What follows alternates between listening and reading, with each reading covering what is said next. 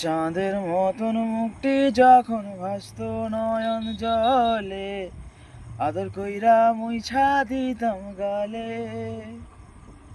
খাটে আইসা পাশে বইসা জড়াই তোরে বুকে, বলবো আমি এ কথা কেমনে। তবে ভালো কেন বাসিলা, স্বপ্ন কেন দেখাইলা, ভালো কেন বাসিলাই আমারে। তবে ভালো কেন বাসিলা, স্বপ্ন কেন দেখাইলা, ভালো কেন বাসিলাই আমারে।